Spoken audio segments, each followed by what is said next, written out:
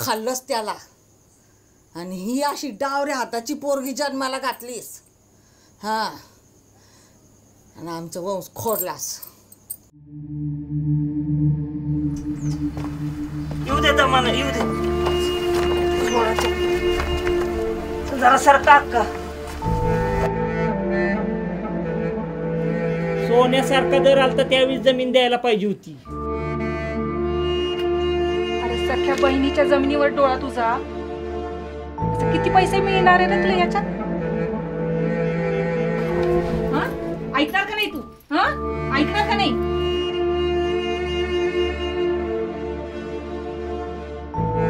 आत्ता नाही ऐकशील ग. या म्हातारीचं दुखणं निघल तवा तरी काहीच लागलं. आता तवाच येतो.